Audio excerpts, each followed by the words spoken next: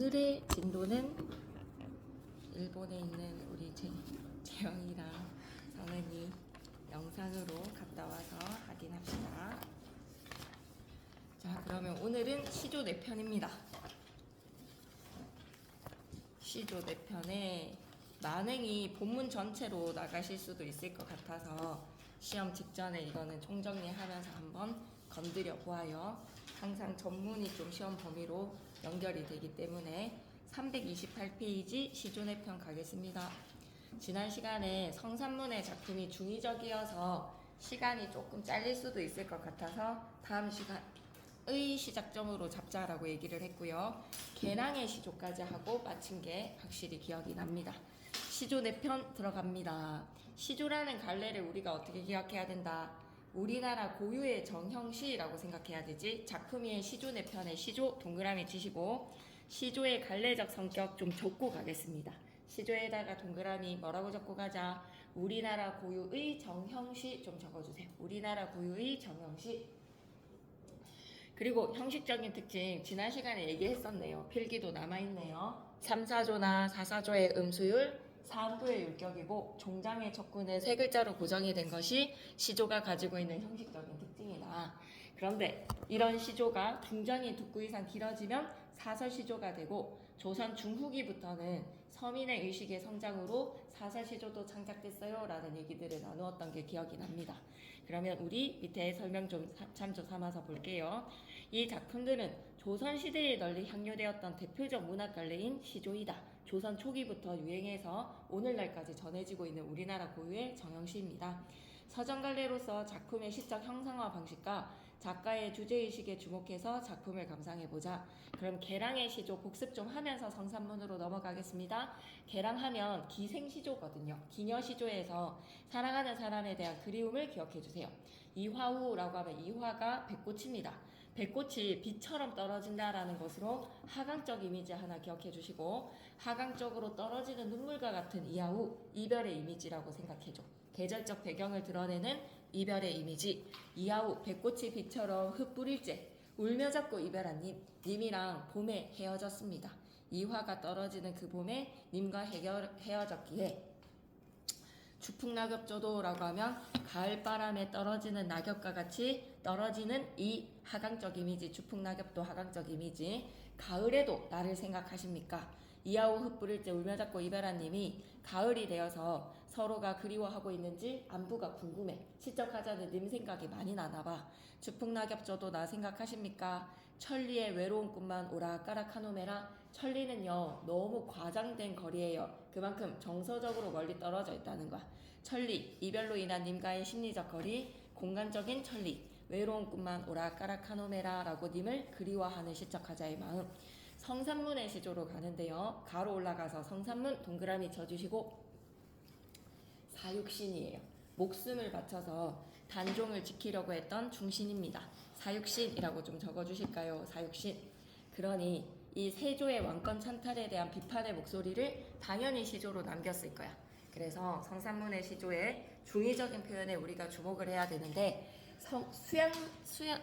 의도를 했는지 모르겠는데 어쩜 이렇게 딱 맞아 떨어진대? 라는 수양산에다가 별표 하나 쳐주시고 백의와 숙제가 왕권을 찬탈한 임금을 모시지 않겠다라고 굳은 다짐으로 수양산으로 들어갔거든요. 은둔을 했던 중국산의 배경, 수양산을 바라보며 백의와 숙제를 한탄을 합니다. 이제 밑에다가는 뭐라고 적고 가자? 백의숙제라고 적고 갈게요. 그런데 우리가 백의숙제 고사의 이야기를 좀 기억을 하고 가셔야 되고 참고 삼아서 알아야지 이 시조를 좀 명확하게 해석을 할 수가 있어. 백의숙제가 어떤 사람이냐면 중국 은나라 사람이야. 근데 은나라가 이제 망하고 주나라가 들어서는 데 있어서 주나라의 임금을 나는 모시지 않겠다. 은나라에 대한 일편단심을 맹세하겠다라고 해서 수양산으로 들어가서 풀떼기만 뜯어먹다가 굶어 죽었어요. 그래서 그 배경을 생각을 해본다면 328페이지 어휘풀이에 이제가 나오죠. 그죠? 이제 위에다가 뭐라고 적어놓자? 백의숙제라고 좀 적어놓자. 백의와 숙제. 밑줄 그어도 되겠다. 백의와 숙제에다가 밑줄 끄시고 중국 은나라 사람으로서 주나라의 임금을 임금으로 인정하지 않겠다라는 충신의 절개와 지조를 지켰던 백의와 숙제야. 그럼 배기와 숙제를 우리는 어떻게 생각해야 된다? 절개와 지조의 중심입니다. 그래서 이제 밑에다 뭐라고 적지? 은나라 충신이라고 적어놓을까? 은나라 충신. 끝까지 은나라를 지키고자 했던 충신으로서 주나라를 인정하지 않고자 굶어 죽었어. 수양산으로 들어가서. 그런데 모두가 다 절개와 지조하면 백이숙제에 대해서 흠모하고 리스펙한단 말이야. 모두가 존경하는 백이와 숙제를 왜 한탄을 한대? 왜 비판을 한대? 성산문이 왜 그렇게 백이와 숙제에 대해서 부정적인 관점을 드러내지? 라고 하면 딱 이거 하나가 걸린대. 굶주려 죽지 채미도 하나 것인가? 굶어 죽을 것을 채미라고 하면 뭐예요? 풀떼기입니다. 채미의 단어 뜻 고사리거든요. 왜 고사리를 하났던가 라고 하면 왜 고사리를 먹었습니까? 그냥 굶어 죽지 왜 고사리를 캐서 먹었단 말입니까? 비록의 푸세의 것인들 하면 풀떼기, 비록 산에 자라는 풀떼기라 하더라도 그것이 누구의 땅에 났습니까? 라는 것을 니네가 등을 돌렸던 주나라, 니네가 인정하지 않았던 주나라 무왕의 땅에서 나는 풀떼기를 차라리 굶어 죽지 왜 그것을 뜯어 먹었단 말입니까? 라고 한탄을 하는 거죠. 그리고 실질적으로 성산문이 죽고 나서 성산문의 곡간이 이제 세조가 왕권을 잡고 난 이후에는 한 톨도 먹지 않았대. 그래서 곡간이 온전했다라는 이야기가 전해지거든. 차라리 굶어 죽어라는 거야. 백이와 숙제야 왜 풀떼기를 고사리를 캐먹었니? 아무리 풀떼기라고 하더라도 그거 주나라 무왕의 땅에서 난 풀떼기잖아 라는 것으로 나 같으면 그냥 굶어 죽었겠다 라는 것으로 백이와 숙제보다도 한 차원의 더 높은 절개와 지조를 보여주는 거야. 모두가 존경하는 백이와 숙제에 대해서 에이 나 같으면 굶어 죽지 그 고사리를 왜 캐먹었대? 라고 비판하는 목소리는 성산문이기에 할 수 있는 말이겠지 그지? 성산문 대단해. 백이 숙제보다도 더 높은 절개와 지조를 보여줬어 하는 작품입니다. 자 그러면 우리가 이제 중의적인 표현을 좀 잘 짚고 넘어가야 되는데 수양산을 두 가지로 해석해줘. 백이와 숙제가 은둔했던 산의 이름 수양산도 되고 세조가 왕자 시절의 수양대군이었거든요. 그래서 수양산을 바라본다라고 하면 백이와 숙제가 은둔했던 중국산 수양산을 바라본다라는 표면적인 의미와 수양대군을 생각하며 백이와 숙제를 한탄하노라 라고 해석할 수도 있거든요. 그래서 두 가지 뜻 다 외워주셔야 됩니다.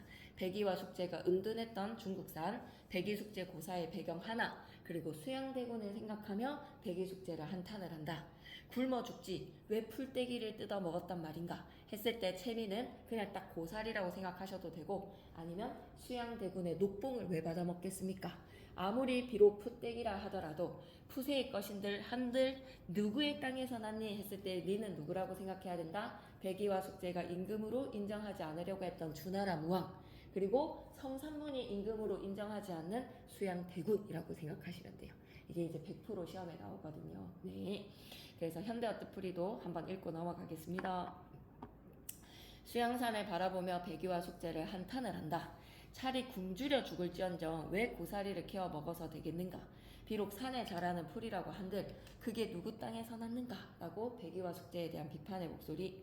자 그리고 우리가 이제 위에 해석을 좀 보면요. 백이와 숙제의 지조를 탓한다. 누구나 백이와 숙제의 지조에 대해서는 다 존경하는데 백이와 숙제의 지조를 탓한다는 것은 성산문이 백이 숙제보다 더 큰 지조를 지녔음을 강조한다는 거야. 모두가 존경하는 사람에게 비판을 가한다는 점에서 밑줄 끌게.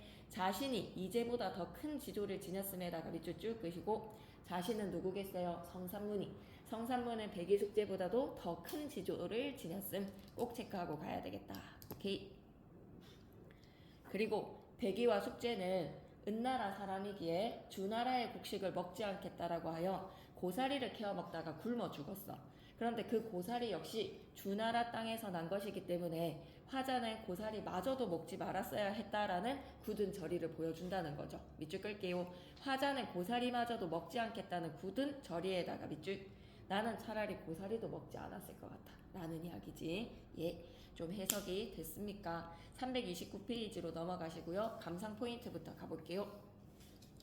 조선시대의 시조 전개 양상은 꼭 기록하셔야 됩니다. 작가층은 주로 양반 사대부들에서 내용은 충신의 절개와 지조라든지 만흥에서 보여주는 자연친화적 삶이야. 강호한정과 그러한 내용과 형식의 좀 추상적이고 관념적인 내용들이 후기로 가면서 창내고자를 생각해봐봐.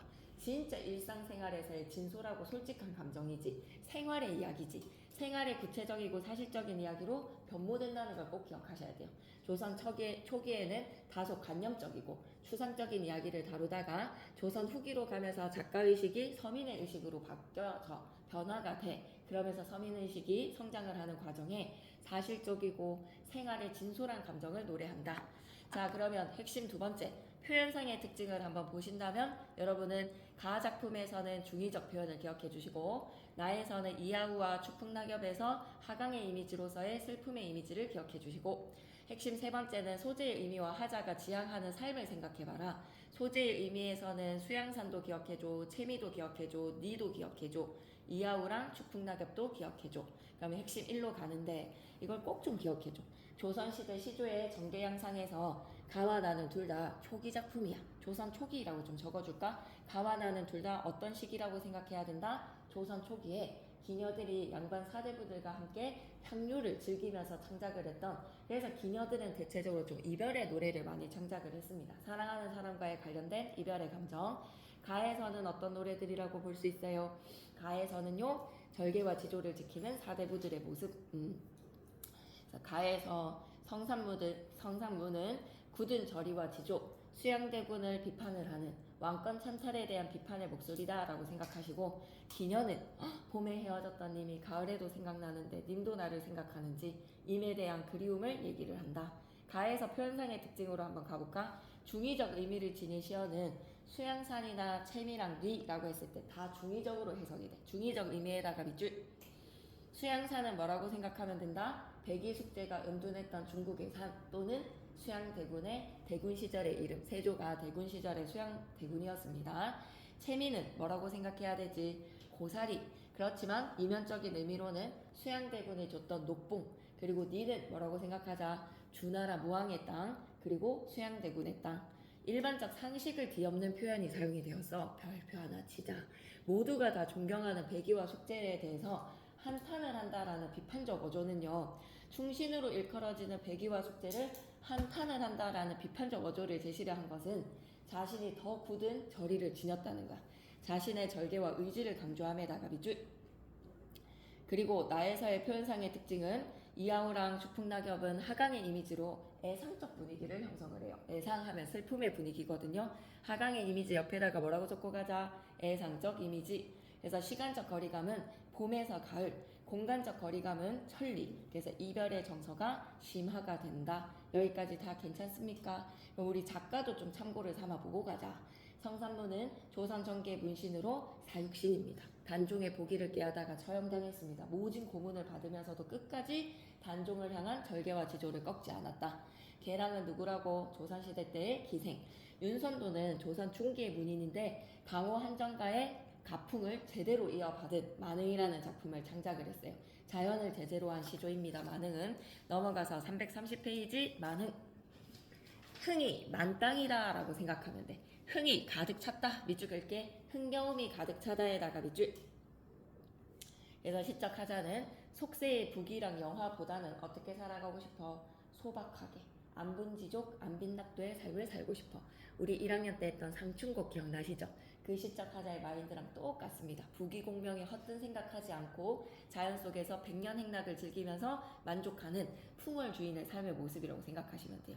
한번 본문 내용으로 들어가 볼까? 산수간이라고 했을 때 산과 물이라고 생각하지 마시고 그냥 자연이라고 생각해줘. 산수는 뭐라고 생각해야 된다? 자연. 그냥 퉁쳐서 자연인 거야. 자연 속에 바위 아래 바위에다가 밑줄 끄시고 거처라고 좀 적어놓을까? 거처지, 거주지라고 적자. 거주지. 산수간 바위가 시적 하자의 거처, 거주지에 띠집을 하나 지었어. 왜냐면 이수에 나오는 바위는 하자가 풍류를 즐기는 장소, 일수에 나오는 바위는 하자가 사는 장소라고 좀 생각을 해줬으면 좋겠어. 그만큼 자연에서 놀고 즐기고 살고 있다는 거야. 산수간 바위 아래 우와 기와집을 지어서 화려하게 살아가는 게 아닙니다. 우리 상충곡에서도 수간모옥이라고 했던 키워드 기억나세요? 몇 칸짜리 초가집을 짓고 시적하자 살아갔거든. 10년을 경영하여 초려성간 지어서 나 한 칸, 달 한 칸, 청풍한테 한 칸 맡겨두고 10년을 경영하여라는 시조도 기억나시죠? 그만큼 자연에서는 화려한 삶을 살지 않습니다. 어떤 삶이요? 소박하고 가난한 삶이요. 띠집에다가 별표, 소박에다가 밑줄 가난이라고도 적어줘야 돼. 가난, 소박. 산수간 바위 아래 자연 속에서 띠집을 짓노라 하니 그 뜻을 모르는 남들은 나를 비웃습니다. 그 모르는 남들에다가 가로로 묶으시고 상충곡이랑 너무 닮았어. 상충곡에서도 내가 수간목을 짓고 홍진을 붙인 사람들아 이내 생이 어떠하냐라고 속세 사람들한테 내 모습 보라고 하거든요. 그러니 여기에서도 속세 사람들이 제시가 되어요. 그 모르는 남들에다가 가로로 묶으시고 속세인이라고 좀 적어줘. 나를 웃는다. 웃는다에다가 밑줄 끄시고 조소. 비웃음인 거야. 어이구 병신. 저 남자가 산수간 바위 아래 띠집 짓고 저 뭐 하는 거야? 입신양명 해야지. 자기의 이름을 유방백세, 백세의 시간이 지나도 자기의 이름이 입에 오르내리도록 입신양명의 부귀영화에 힘써야지. 저 뭐하는 짓이야? 라고 다른 남들은 나를 비웃습니다. 손가락질하면서 비웃습니다. 그 뜻을 모르는 남들을 웃는다 하나만은 여기에서의 웃는다는 조소라고 쭉 적어주시고 어리석은 혐이라고 했을 때 어리고 혐에다가 동그라미 어리석은 혐은 누구라고 생각해야 된다? 시골 촌뜨기라고 적어봐. 혐은 시골 촌뜨기 자기 자신에 대한 열등감에 비하된 표현이라고 생각하시면 안 돼요. 자기 자신을 비하시키는 게 아니라 자부심에서의 삶을 즐기고 있는 거를 겸손하게 표현하는 거야. 어리고 혐 밑에다가는 뭐라고? 겸손이라고 적자. 이제 자기 자신을 어리석은 시골 촌뜨기의 뜻에는 제 분이지요 뭐라는 것으로 내 분에다가 밑줄 안분지족 안빈낙도 자기 분수에 만족하면서 살아가는 거야. 다시 한 번 더 얘기할게. 산수간 바위 아래 띠집을 짓노라 하니 그 뜻을 모르는 남들은 웃는다 한다마는 어리석은 시골 촌뜨기의 뜻에는 내 분수인가 합니다. 그래서 다시 한 번 더 정리하자. 산수간 바위 아래에서의 시적하자는 자연 속에 띠집이라는 소박하고 가난한 삶을 지향하고 있습니다. 그 뜻을 모르는 남들 속세 사람들은 시적하자를 비웃어요. 조소를 날리지만 어리석은 시골 촌뜨기 하자 자기 자신의 겸손한 마음으로 제 분수지요라는 안분지족과 안빈낙도의 삶을 지향한다. 분수에 맞는 삶. 제2수로 갈까요? 보리밥 풋나물 역시 어때? 가난한 삶에 소박한 삶을 지향하고 있어. 보리밥 풋나물 밑에다가는 뭐라고? 가난이라고 적어주자. 보리밥에다가 풀떼기 먹으면서 살아가고 있어. 알맞게 먹고 난 후에 바회라고 했을 때 바회 밑에다가는 풍류를 즐기는 장소라고 적자. 풍류를 즐기는 장소. 일수에서의 바위는 하자가 살고 있는 자연 속 그 속에서 시적하자는 또 다른 바위에서 뭐도 자연의 풍류를 즐기기도 한다는 거야.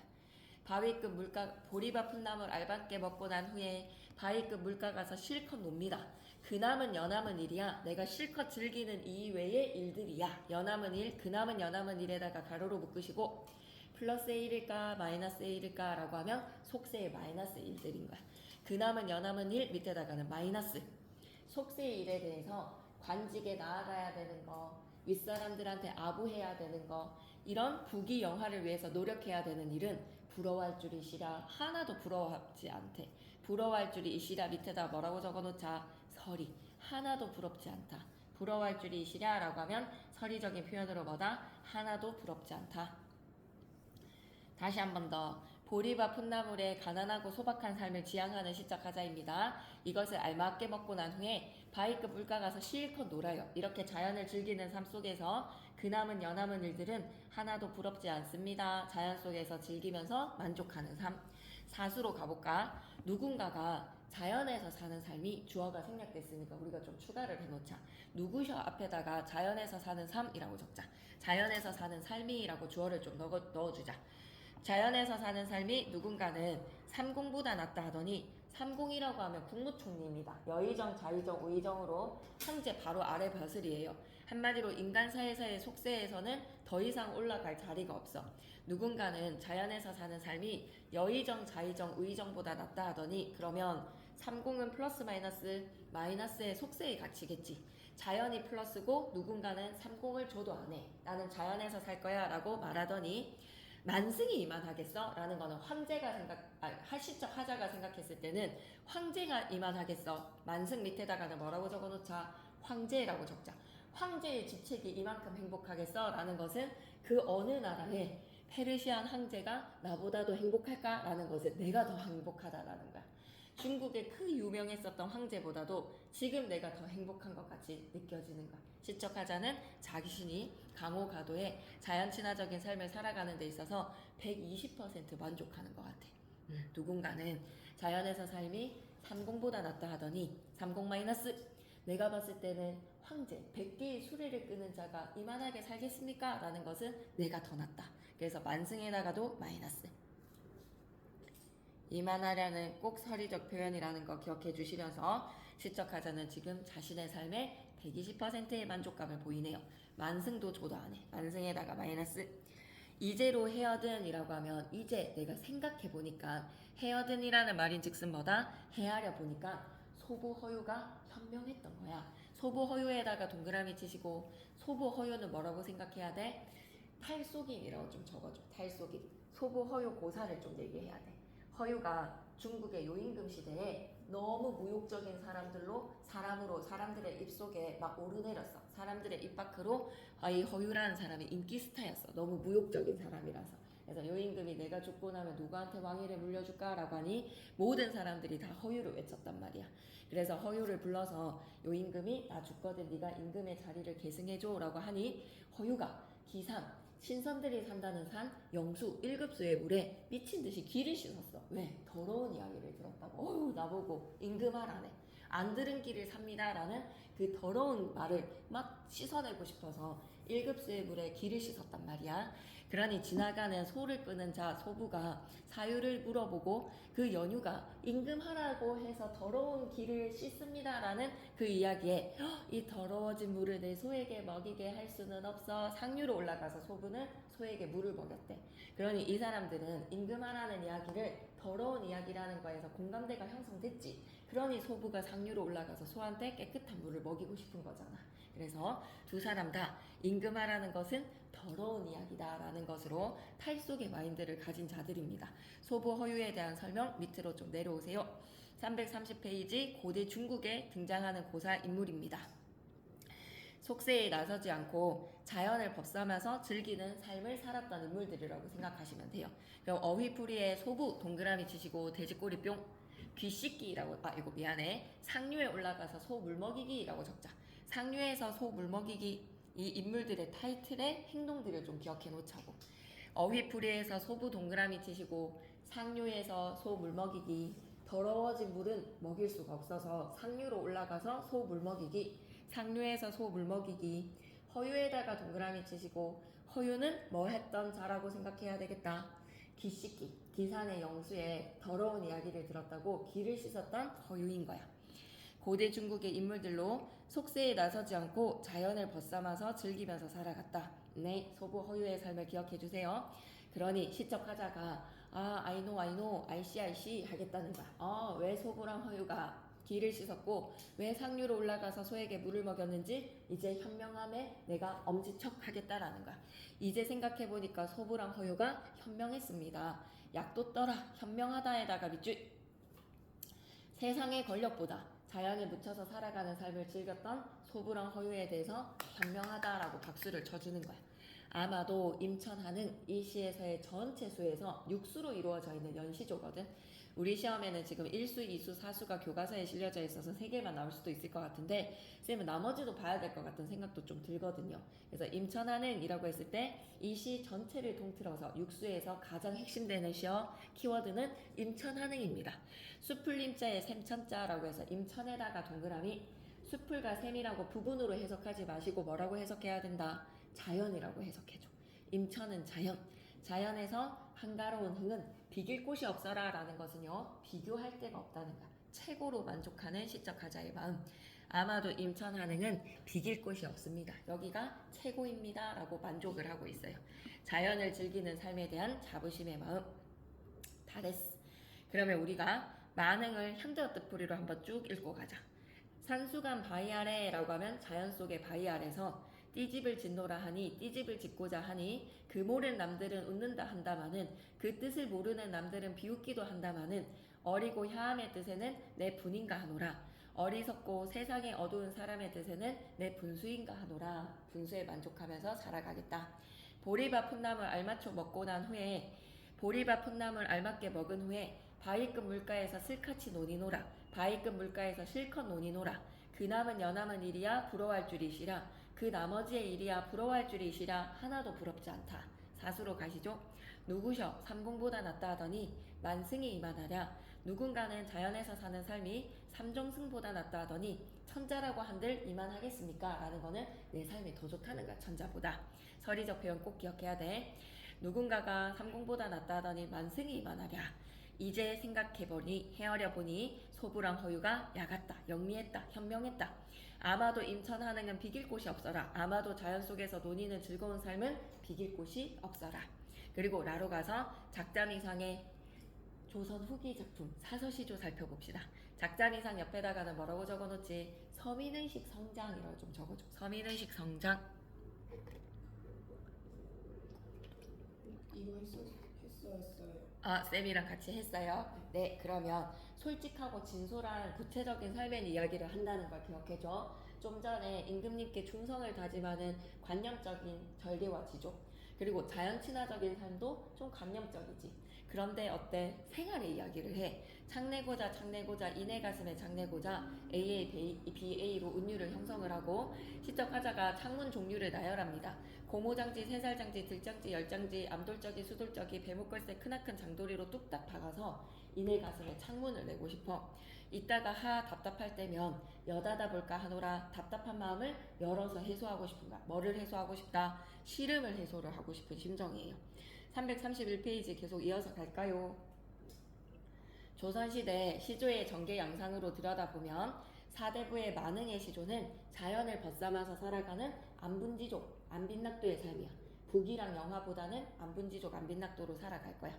그리고 육수로 이루어져 있는 연시조입니다. 그리고 라의 작품은 작자미상의 서민의 목소리에서 좀 재치가 뛰어나 답답한 삶에서 벗어나고 싶은 마음을 마음속에 창문을 내서 시름을 내보내고 싶어라는 기발한 발상. 되게 낙관적인 사람이지. 마인드가 긍정적이지. 이럴 때 우리는 해학적이다 라고 얘기를 합니다.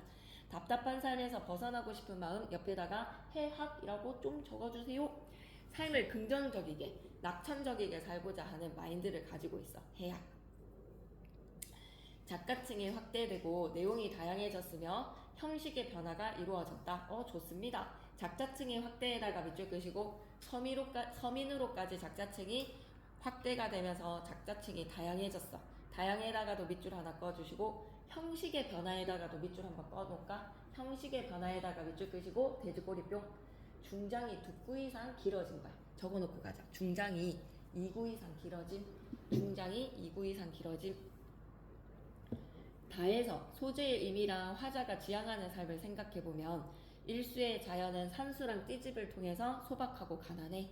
산수 띠집 밑에다가는 소박, 가난이라고 좀 적어줄까? 이수도 마찬가지.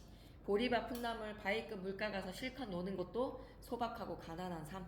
임천하는 비길 곳이 없어라. 속세에서 그 뜻을 모르는 남들은 플러스 마이너스. 그남은 연하는 일은 속세의 일이라서 역시 마이너스. 삼공과 망승도 역시 마이너스. 참신한 발상을 통한 문학적인 표현에 가슴에 창문을 냈어. 외부랑 연결해주는 창의 속성을 통해서 마음에 창문을 내어서 답답한 마음을 해소하고 싶대. 답답함을 해소에다가 밑줄 끄시고 반복 및 열거를 사용하니까 리듬감이 너무 뛰어나죠. 반복의 AA, BA, 열거의 창문의 종류 쭉 나열했어. 수다스럽고 가장된 표현을 사용을 한다. 해악성을 유발을 하며 하자의 간절한 마음을 강조해준다. 해악성 유발에다가 밑줄, 간절한 마음에다가 밑줄. 332페이지 한번 가보실까요? 그나마 연하는 이거는 설이에요. 부러워할 줄이 있어. 끝부분 설입니다. 그 남은이라고 하면 내가 바위급 물가에서 실컷 놀고 난 후에 그가 뭐야? 바위급 물가에서 실컷 노는 거. 이거 외에 남은 일이니까 다 속세 일인 거야. 속세 일은 하나도 부럽지 않다. 나는 그냥 자연에서 풍류 즐기는 게 제일 만족스러우니까. 부러워할 줄이 있겠어? 라는 거는 이 씨랑 있겠어? 라는 거 하나도 안 부럽다. 서리적 표현입니다. 의문형의 문장을 통해서 자신의 의도를 강조한다라고 하면 서리를 통해서 의도를 강조한다라는 것으로 오하셔야 돼요. 332 계속 이어가 볼까요? 다음 내용을 참고해서 하자가 백이숙제를 비판한 이유가 뭐다? 고사리도 캐먹지 말지. 그것도 주나라 무왕의 땅에서 난 것인데 나는 나는 스야태군이 준 쌀한 털도 먹지 않았어. 이런 자신의 굳은 저리를 강력하게 어필하고 싶은 거야. 백이와 숙제는 본래 은나라 백성이었거든요. 고죽국의 왕자였습니다. 그래서 아버지가 죽고 난 뒤에 서로 후계자 되기를 사양을 하다가 나라를 떠났죠. 그만큼 속세 일에 뜻이 없었어. 그 무렵에 은나라의 주왕이 은나라보다 이제 약간 이런 걸 뭐라고? 영주국이라고 생각하시면 돼요. 중국의 은나라가 고주국의 왕자였다는 것은 어쨌든 은나라 주왕의 백성이었던 겁니다. 은나라 주왕이 폭정으로 나라를 정치를 일삼자 은나라 주왕에다가 동그라미 치시고, 그러니까 폭정으로 나쁜 임금이라 하더라도 임금이라는 거야. 일삼자 그 신하였던 무왕 밑에다가는 주나라라고 적자. 주나라를 세운 거야. 주나라. 그래서 주나라를 그를 정벌하려고 하였다. 백의와 숙제는 아무리 주왕이 폭정을 일삼는다 하더라도 임금이잖아. 그러니 이렇게 얘기했어. 백의와 숙제는 무왕의 행위가 인의에는 위배되는 것이라고 이를 반대를 했고, 무왕은 끝내 새 왕조를 일으켰습니다. 주나라를 왕조를 일으켰죠. 그러자 두 사람은 주나라의 곡식을 먹기를 거부를 하고 수양산에 들어가서 고사리를 캐어 먹다가 굶어 죽었는데, 그거조차도 성산문의 눈에는 차라리 아싸리 다 굶어 죽지 왜 고사리를 캐 먹었지? 지조를 지키다가 목숨을 잃은 백의와 숙제는 굳은 절개를 대표하는 대상으로 일컬어집니다. 밑줄 긋자. 백의 숙제에다가 동그라미, 굳은 절개 대표에다가 밑줄. 근데 그거보다 한 단계 더. 하지만 이 작품의 화자 성산문은 충절의 대명사인 백의 숙제에 대해서 비판을 했어. 밑줄 긋자. 충절의 대명사인 백의 숙제의 지조를 비판에다가 밑줄. 절개지조 하면 아이콘이 백의 숙제인데 그 아이콘을 비판을 했단 말이야. 이것은 왜 그러냐면 화자 자신은 백의와 숙제보다도 더 굳은 지조를 지녔음을 강조하고 싶은 거야. 밑줄 글까? 더 굳은 지조를 지녔음에다가 밑줄. 어린 조카를 밀어내고 왕이 된 수양대군과는 타협하지 않을 것이다 라는 걸 드러내고 싶었던 거지. 수양산에 담긴 중의적 의미를 파악해보고 1번과 관련해서 작품의 주제가 무엇인지 말해보래. 수양산에서의 의미는 백의와 숙제가 몸을 숨기고 고사리를 캐어 먹었던 장소. 세조가 즉위하기 전에 군호인 수양대군이라고 생각해줘. 그래서 작품의 주제는 세조의 단종 폐위에 대한 비판과 단종에 대한 충성을 지키려고 했던 굳은 의지라고 생각해 주시면 되겠습니다. 그대로 좀 외워주세요. 수양산은 백의 숙제의 고사의 배경이자 수양대군이라고 생각할 수 있다. 그래서 작품의 주제는 수양대군을 생각하며 수양대군을 비판하는 의도, 자신의 굳은 의지를 드러내더라. 2번으로 가실까요? 작품 나에 제시된 다음 시어들이 무엇을 형상화하는지 생각해보고 화자의 정서랑 관련해서 어떤 효과가 있는지 말해보자. 이하우 흩뿌리째 울며 잡고 이별한님 추풍 낙엽져도 저 생각하세요. 계절의 변화를 드러내고 싶은 거지. 밑줄 긋자. 계절의 변화에다가 밑줄. 그만큼 좀 세월이 지난 거야. 봄에 울며 잡고 이별한님이 가을이 되어서 내가 생각이 나는지 궁금한 거에서 DM 보내고 싶은 심정입니다. 계절의 변화에다가 밑줄 끄시고 시간적 거리감에다가 밑줄. 한 3개월을 흘러 지나간 거예요. 비와 낙엽이 모두 하강적 이미지 아니겠습니까? 하강적 이미지에다가 밑줄 끄시고 어떤 분위기를 형성해준다. 밑에다가 애상적 분위기. 천리에라고 하면 천리가 어떤 거리? 엄청 멀리 떨어져 있는 공간적 거리의 과장인 거야. 공간적 거리의 과장에다가 밑줄 끄시고 1000시간을 걸어가야 됩니다. 그래서 공간적 거리가 과장으로 어떤 느낌으로 심리적 거리라고도 생각할 수 있죠. 임과 하자 사이의 공간적 거리감을 과장하여서 드러낸 밑에다가는 심리적 거리라고 적자. 정서적으로 이렇게 많이 떨어진 것 같아. 심리적 거리. 만다쌤의 한마디 읽고 가겠습니다. 이 작품에서 시간과 공간을 통해 임과의 거리감을 어떻게 형상화하고 있는지 살펴봐봐. 임과의 거리감에다가 밑줄 끄시고 옆에다가는 과장.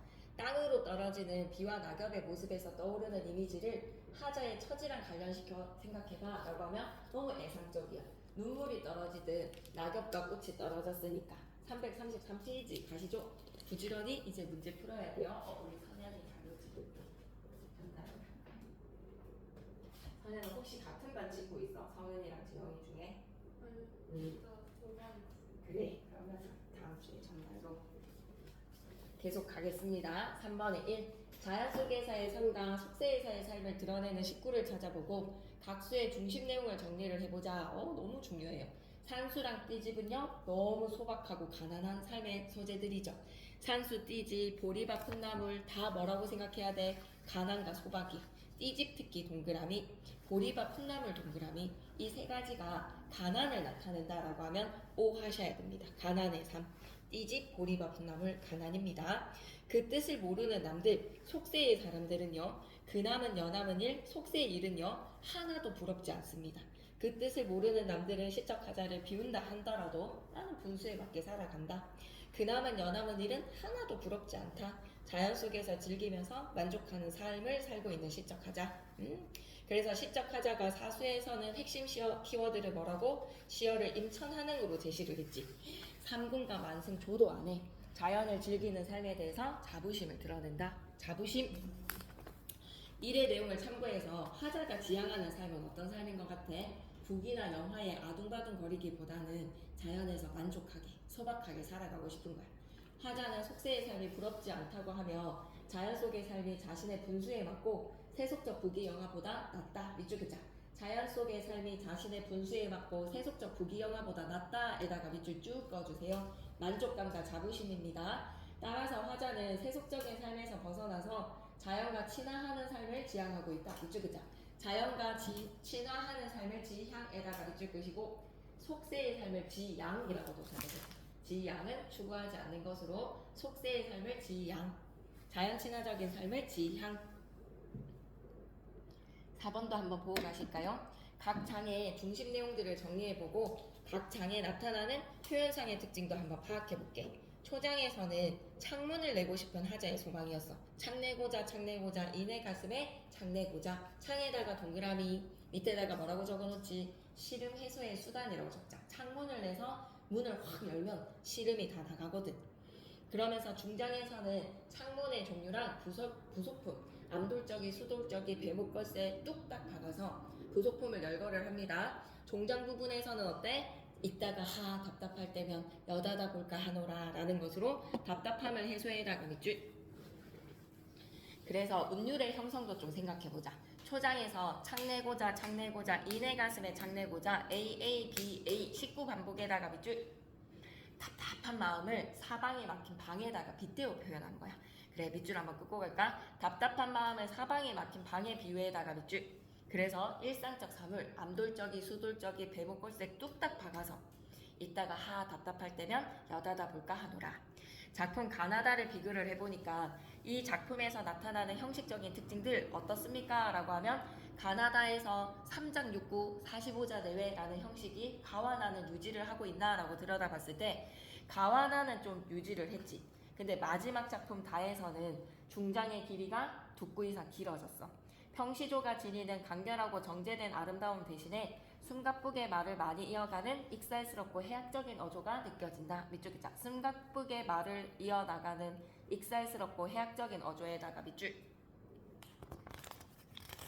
다 왔습니다. 334페이지 조금만 더 나가볼게요. 5번에서는 이제 작가칭 정리해보래. 가에서는 사대부, 나에서는 기녀, 다에서도 사대부, 라에서도 뭐라고 생각해야 된다? 서민계층. 그래서 가나다는 다 평시조의 형식을 갖췄다라고 생각하시고요. 특히 다는 평시조가 길이가 길어진 연을 이루고 있는 연시조라고 생각해 주시면 되고요. 가에서는 절개와 지조, 나에서는 임에 대한 그리움, 다에서는 자연을 벗하고 살아가는 즐거움, 라에서는 삶에 답답해서 벗어나고 싶어하는 마음이라고 생각하시면 됩니다. 오케이. 그리고 6번으로 한번 가볼까? 이제 현대시조랑 연결을 시켜보자. 현대시조야 이거는. 현대에서도 이렇게 중장 3장 6구 45자 내외의 형식을 유지하고 있네 라고 하면 얘는 좀 구별 배행을 했지. 첫 번째 1년이 가로로 쭉 길이가 늘어진다라고 하면 초장, 그리고 2년도 가로로 쭉 중장, 그리고 종장. 초장, 중장, 종장을 구별로 배행했다라고 생각하셔도 되겠죠. 그죠? 그래서 3장을 쫙 묶어서 옆에다 뭐라고 적어놓자? 구별 배행이라고 좀 적어줘. 구별로 배행을 해서 행으로 나누어 놨네요.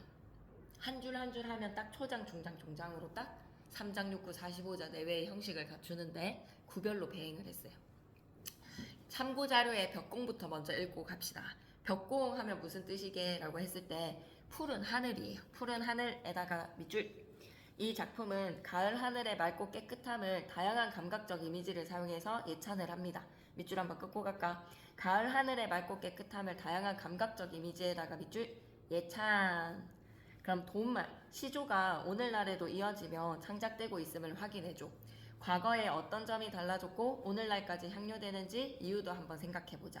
본문 내용으로 갈게. 손톱으로 툭 튀기면 쨍 하고 금이 갈 것 같지?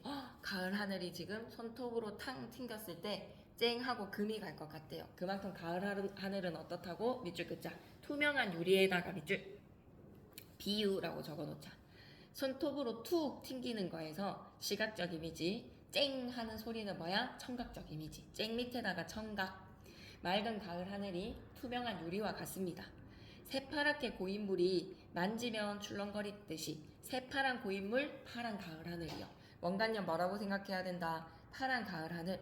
만지면 출렁거린다라는 만지다라의 촉각적 이미지, 출렁거린다라고 하면 시각적 이미지. 한마디로 가을 하늘은 어떻다고? 청정무구야. 때가 묻지를 않았어. 청정의 구자가 더러울 구자거든요. 더러움이 없다라는 뜻으로 청정무구에다가 별표. 저렇게 청정무구를 들이우고 있건만. 여운을 남기는 것으로 서술어가 생략됐어. 여운을 남기는 말에다가 밑줄. 저렇게 가을 하늘은 깨끗한데 우리들의 인간사는 하고 더러움이 있다는 거지. 밑줄 끄자. 인간사는 깨끗하지 못함 안타까움에도 밑줄 한번 꺼주세요.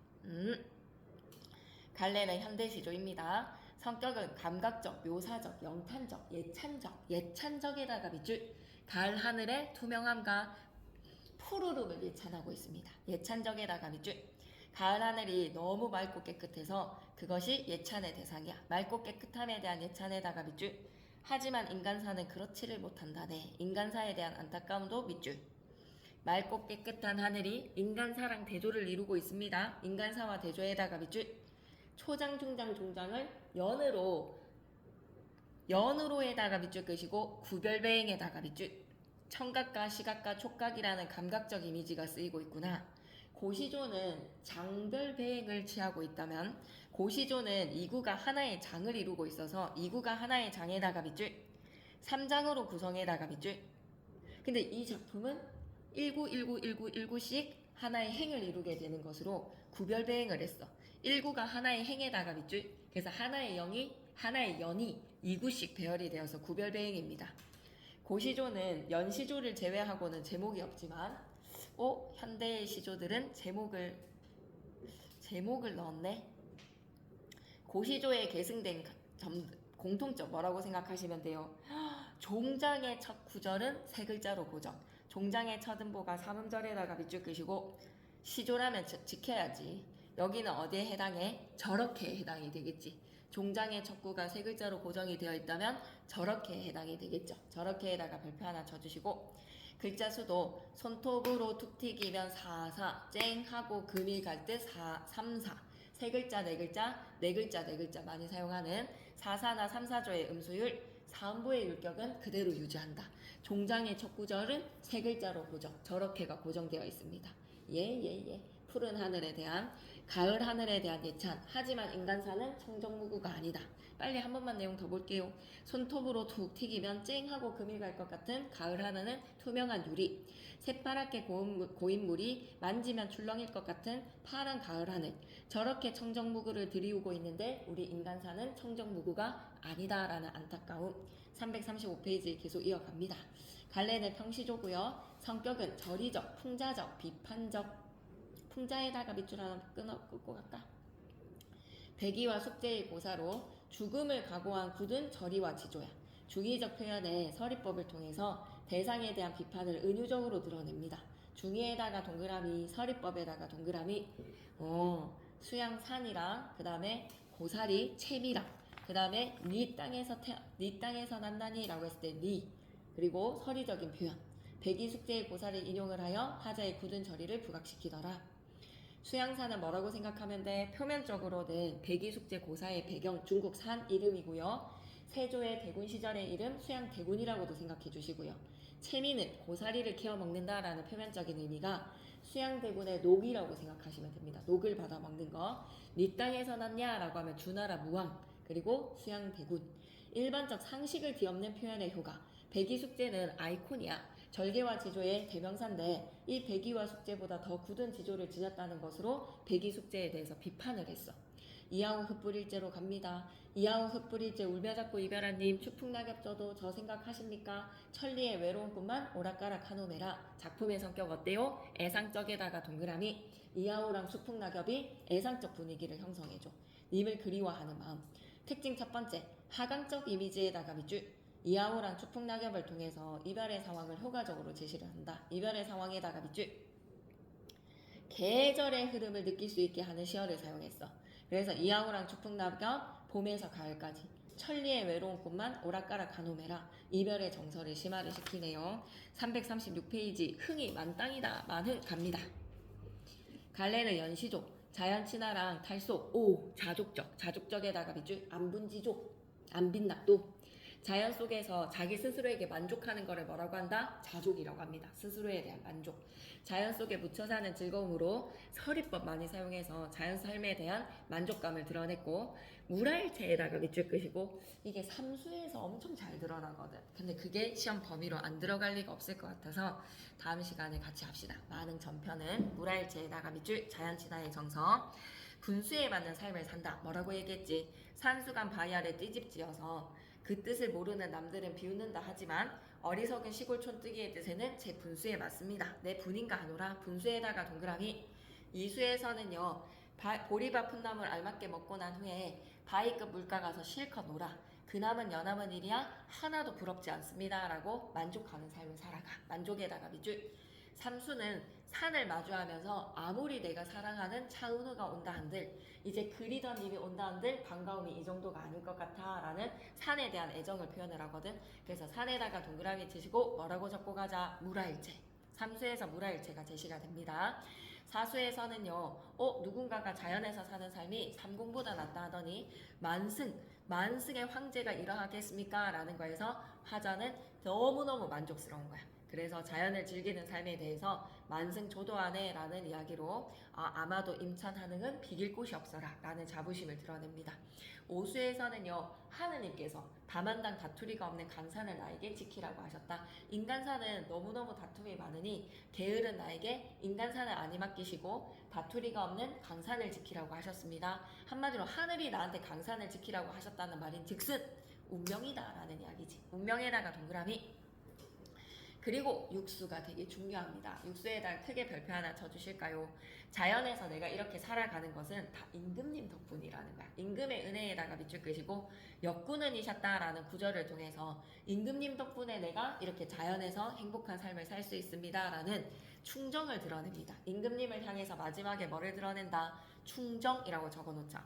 선생님 왜 생뚱맞게 갑자기 임금님한테 싸바싸바예요? 라고 하면 사대부의 정신이 그러합니다. 내가 이렇게 왜 휴가 와서 이재용 회장님한테 감사함을 느끼는 것처럼 우리 삼성 복지가 좋아가지고 내가 가족들이랑 이렇게 행복한 휴가를 보내네 라는 마음이 생기는 것처럼 윤선도 역시도 자연에서 행복한 삶을 살아가는 데 있어서 임금님의 은혜에 감사, 충정의 마음을 드러냈다. 그리고 또 내려와서 자연을 나타내는 소재와 속세를 나타내는 소재를 비교해보면 쌤이 아까 가난을 나타내는 소재 다시 한 번만 동그라미 치자. 띠집, 보리밥, 풋나물. 가난과 소박이야. 임천하능에서 만족하는 삶을 살아가고 있습니다. 속세에 그 뜻을 모르는 남들은 나를 비웃는다. 하지만 나는 그남은 여남은 일들에 대해서는 관심 없어. 그리고 뭐다? 삼공과 만승 조도 안 해. 화자가 지향하는 삶은 뭐라고? 속세에서 자연 속에 묻혀서 산수를 즐기면서 유유자적하게 살아가고 싶다. 밑줄 긋고 가자. 자연 속에 밑줄, 산수를 즐기며 유유자적에다가 밑줄, 부귀공명을 추구하면서 살아가는 삶. 화자는 속세의 삶에서 벗어나서 자연 속에서 사는 삶을 지향하고 싶다. 자연 속에서 사는 삶에다가 밑줄. 만흥이 생략된 내용이 밑에 수록되어 있는데 우리 언제 한다고? 이거는 그거 합시다. 애들 우리 재영이랑 성은이 오면 하도록 합시다. 다음 시간에 337 계속 갑니다. 창내고자 이내 가슴에 창내고자 고무장지, 새살장지, 문종류 쭉 나요. 암돌적이, 수돌적이, 배목걸쇠 뚝딱 박아서 창문을 내고 싶다. 이따가 답답할 때면 여다다 볼까 하노라. 성격은 해학적에다가 밑줄. 삶의 답답함에서 벗어나고 싶은 마음이야. 그래서 특징 첫 번째, 마음의 창문을 낸다는 기발한 발상을 통해서 문학성을 획득했다. 마음의 창을 낸다에다가 밑줄. 비애와 고통을 웃음으로써 극복하려고 하는 이런 정신을 우리는 뭐라고 생각해야 돼? 해악입니다. 밑줄 끌까? 웃음으로 고통을 웃음으로써에다가 밑줄 해악성에다가 밑줄 시어의 의미와 참신한 발상 들어가 볼게요. 창문을 내보자. 공기나 햇빛을 받을 수 있고 밖을 내다볼 수 있는 창문은 소통의 도구야. 가슴에 창문을 내어서 이따가 답답한 마음은 여닫아 볼까 하노라. 화자는 삶의 고달픔과 괴로움에서 오는 답답함을 풀고 싶은 마음을 가슴에 창문을 내어서 여닫고 싶다라는 소망으로 표출을 하고 있어. 가슴을 꽉꽉 막힌 방에 비유를 해서 외부와 소통할 수 있는 수단이 되는 창을 밑줄 긋자. 외부와 소통할 수 있는 수단이 되는 창에다가 밑줄 그것으로 시름을 해소하고 싶다는 겁니다.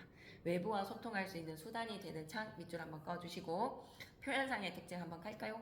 창내고자 이내 가슴에 창내고자 AABA 그만큼 창문을 내고 싶은 간절한 소망.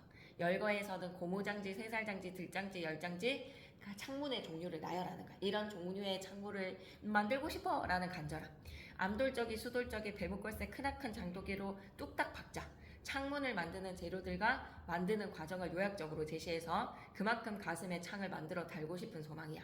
그러면 반복과 열거를 통한 수다스럽고 과장된 표현은 해학적인 웃음을 유발을 해주고 하루라도 빨리 답답한 상황을 풀어버리고 싶은 화자의 간절한 마음을 나타냅니다. 그리고 불가능한 상황의 설정. 가슴에 창문을 낸다라는 불가능한 상황.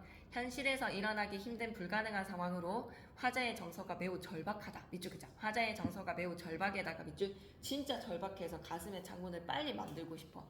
독자들에게 다소 엉뚱한 발상으로 여겨져서 화자의 절박함과는 별개로 웃음을 자아내기 때문에 무엇이라고 생각해야 된다?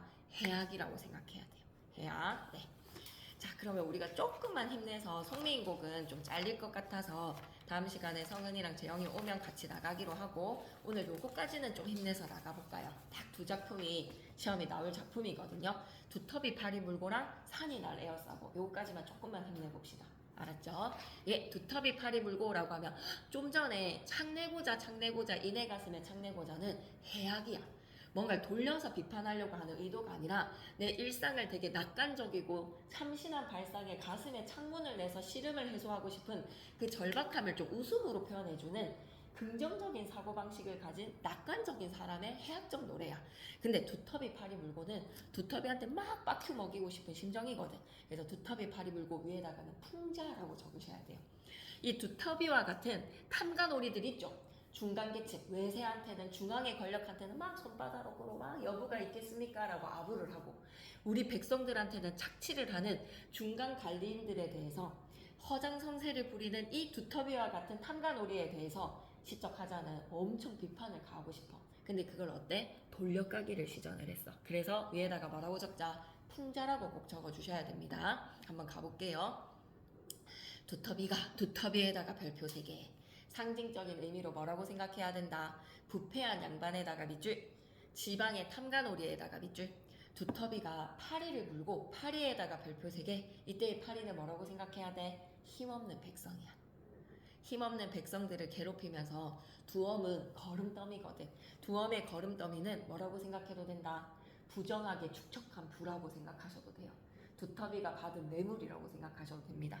두엄은 표면적으로는 뭐라고 생각들지만 거름더미 위에 치달아 올라서 백송골을 바라보게 되는데 이때의 두엄에다가 동그라미 치시고 조금 중요해서 집중 한번 딱 해보자. 10분만 바짝 집중하고 문제풀이로 넘어갈 테니까 그때까지만 힘내보자. 두엄은 뭐라고 생각해야 된다?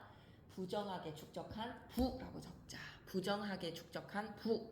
상징할 수 있습니다. 그냥 걸음이라고 하면 걸음더미로 넘어가도 되지만 두터비가 걸음더미 위에 치달아 앉았다라고 했을 때 이 걸음더미를 부정하게 축적한 부라고 상징적 의미를 부여해도 돼요. 두터비가 파리를 물고 두어미에 치달아 앉았어. 껑충 점프를 하고 나서 건너선을 바라보니까 딱 포착된 대상이 뭐야? 백송골이야. 백송골에다가 동그라미 치시고 중앙에 고위 관력 그리고 외세라고 생각하면 돼. 진짜 힘 있는 자라고 생각하면 돼. 진짜 힘 있는 백손골이 떠 있거든. 그러니까 두텁이 바로 어떻게 해버려? 쫄아버려. 가슴이 끔찍해서 풀떡 뛰어내렸다가 두엄 아래 찍 자빠졌어. 엄청 쪽팔리는 모습이지. 그러면서 뭐라고 하지? 큰 따옴표로 처리하겠습니다. 큰 따옴표. 두터비가 MRC를 지녔어요. 두터비 왈이라고 적어줘. 두터비 왈. 두터비가 하는 말 뭐다? 모처럼 날쌘 나에게의 망정이지 피멍들 뻔했네. 화자가 두터비를 관찰하는 관찰자에서 종장에서는 MRC가 누구를? 두터비에게 마이크를 넘겨줬어. 그래서 두터비를 풍자하기 위해서 두터비가 얘기합니다. 모처럼 날쌘 나에게의 망정이지 피멍들 뻔했네. 엄청 쫄았으면서 엄청 혼비백산했으면서 아무렇지도 않은 척하는 모습이 뭐다? 허장성세인 거야. 허장성세에다가 밑줄 한번 긋고 가자. 그리고 이거는 별표 3개. 화자가 두꺼비로 바뀜에다가 별표 3개. 화자가 두꺼비를 관찰하는 관찰자에서 누구로 바뀌어졌다? 두꺼비로 바뀐 거야. 그래서 밑에다 적고 갈까? 관찰자 하살표 두꺼비. 관찰자 하살표 두꺼비.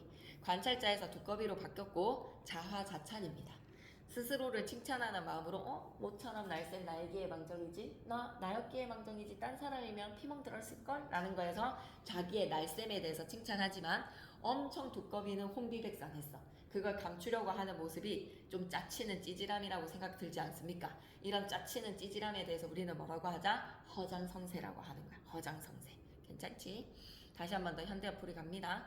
두꺼비가 파리를 물고 두어미에 치달아 앉았어. 건너산을 바라봤더니 흰매 백손골이 떠있어. 가슴이 섬뜩해서 펄쩍 뛰어내렸다가 두엄 아래 자빠졌어. 마침 날쌘 나에게 망정이지 하마터면 다쳐서 피멍들 뻔했잖아 라는 이야기. 네. 그럼 옆에 또 정리를 가겠습니다. 조선 후기 탐관오리의 부패상을 두터비, 파리, 백손골에 빗대어서 풍자한 사서시조다. 작품 속의 시어가 상징하는 의미에 주목해서 감상해볼까? 갈래는 사서시조, 중장이 두구 이상 길어진 겁니다. 예, 그래서 풍자적, 희화적이라고 하면 희화적에다가 별표. 이게 뭐냐면 우스꽝스럽게 깎아내리는 거야. 희화화시키는 거야. 중앙의 건세에 대해서는 꼼짝 못하면서 백성들한테는 착취를 저지르는 저 지방의 탐관오리들에 대해서 뭐다? 우스꽝스럽게 깎아내리는 겁니다. 두꺼비의 모습처럼 희화화시킨다라고 생각하시면 돼. 희화화. 비판적. 파리를 물고 있는 두꺼비의 모습이 허장성세의 탐관오리들의 밥맛 떨어지는 모습이다. 허장성세에다가 밑줄. 그리고 먹이사슬의 약육강식의 험난한 세태라고 봐도 됩니다. 의인화를 통해서 권력구조와의 비리를 우회적으로 비판을 했다. 의인화에다가 동그라미. 종장에서 화자를 바꾸어서 풍자의 효과를 높여볼까? 화자를 바꾸어 풍자의 효과에다가 밑줄. 관찰자 하살표 두꺼비로 바뀌어졌다는 거 꼭 기억해 주시고, 시어의 상징적 의미 쫙 묶어서 별표 3개. 너무 중요합니다. 두꺼비는 여기에서 뭐라고? 백성들한테는 수탈하면서 권력자한테는 비굴한 아첨하는 중간에 뭐라고 생각하면 돼? 지방 탐관오리. 그래서 밑에 권력자 앞에서 약한 밑에다가는 비굴이라고 적자. 약한 위에다가는 비굴. 서민들에 대해서는 뭐한다? 수탈과 착취라고 적자. 착취. 파리는 약한 백성들이야. 막강한 권력을 가진 외세 혹은 상부의 중앙관리. 그래서 외세 동그라미 하나 쳐놓으시죠. 외세 동그라미. 딱 하나만 더 하자. 좀만 힘내줘. 산이 날 에어싸고라고 하면 자연친화적 삶이야. 현대시조까지 이어졌다는 거 확인했고, 이제 현대시에서도 자연친화적인 맥락은 이어가고 있습니다. 산이 날 에어싸고 위에다가 뭐라고 적어놓지? 자연친화라고 적자. 평화롭고 순수한 자연에 대한 동경을 옆에 떼뿌리 밑줄 하나 긋고 아까 작품 해설에 평화롭고 순수한 자연에 대한 동경에다가 밑줄. 관조적에다가 동그라미. 담담한 어조에다가 동그라미. 자연에 대한 화자의 태도를 만응이랑 비교해보자. 1년부터 한번 들어가 볼게요. 산이 날 에어쌌어. 자연이 날 에어싸고 뭐라고? 씨나 뿌리면서 살아가래. 정말 소박한 삶이지. 씨나 뿌리며 살아라 한다. 전원적 삶에서 농사 지으면서 살아가는 거야. 씨나 뿌리며 살아라 한다. 옆에다가는 소박.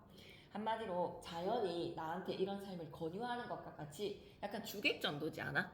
자기가 씨나 뿌리면서 밭이나 갈면서 사는 전원적인 삶을 자연이 나한테 그렇게 살아라고 하네 라는 것으로 다소 좀 주객전도식인 것 같아요. 자기 합리화의 표현인 거지.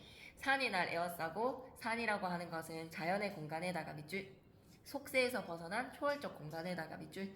씨나 뿌리며 살아라고 하네. 밭이나 갈면서 살아라고 하네. 어느 짧은 산자락에 집을 모아서 아들 낳고 딸 낳고 너무 소박하다. 아들 낳고 딸 낳고 옆에다가 뭐라고 적지? 소박. 진짜 소소한 행복인 것 같은데 흑담 안팎에 호박 심고요. 호박에다가 동그라미 뜰찔레처럼 살을 해. 뜰찔레에다가 밑줄 쑥대밭처럼 살을 해. 쑥대밭에다가 밑줄 정말 소박하고 일상의 소소한 행복을 누리면서 살고 싶은 하자의 소망을 산이 나한테 그렇게 권유한다라고 표현하는 것 같아요. 산이 날 에워싸고 금음달처럼 사이워지는 목숨 밑줄 끌까 사이워지는 목숨에다가 밑줄 끄시고 하강적 이미지 자연의 섭리에 따라서 쓰러지는 거잖아. 자연의 섭리, 자연의 질서에다가 밑줄 금음달처럼 살을 해. 그만큼 화려한 보름달보다는 소박하게 사이어지는 금음달처럼 살아라. 금음달처럼 살아라. 금음달처럼 살아라에다가 밑줄 끄시고 밑에다가 자연의 섭리에 순응하며 살아라 라고 적자. 자연의 섭리에 순응하면서 살고자 라고 적자. 그러면 이런 걸 우리는 뭐라고 그래? 얽매이는 것이 없는 달관적 삶이라고 해. 얽매이는 하나도 얽매이는 것이 없는 초탈한 삶, 초월하는 삶을 달관적 삶이라고 합니다. 자연의 섭리에 순응하며 살아라. 오케이. 핵심 정리로 가보실까요? 자유시자 사정시고요. 자연 친화적, 초월적, 관조적입니다. 관조적에다가 동그라미. 자연 속에서 순수한 삶에 대한 소망. 산을 의인화시켰어요. 산을 의인화에다가 밑줄 자신의 합리화를 산이 권유하는 것 마냥 자연과 동화에다가 밑줄 끄시고 계속 점층적이지. 산이 나한테 씨나 뿌리면서 살아래. 밭이나 갈면서 살아래. 계속 확장.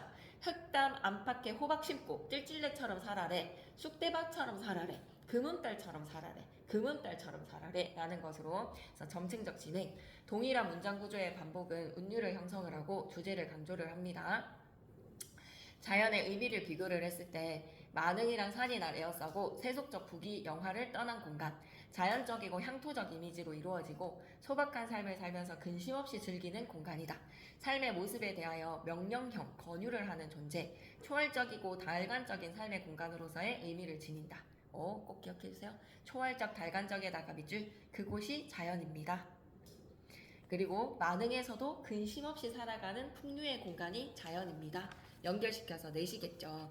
그래서 다음 시간에 송민곡은 끊김없이 한번 쭉 나가보면 다음 시간 다 끝날 것 같거든요. 그러고 지금 박수민 쌤은 송민곡까지만 하신 거예요. 수민 쌤은? 네. 박쌤은 그러면 뒤에 어떻게? 그러면 우리 다음 시간에는 다 따라잡고 진도 느린 거는 없을 것 같거든요. 오케이. 그러면 알겠습니다. 남은 시간은 옆에 문제 좀 풀어볼까요?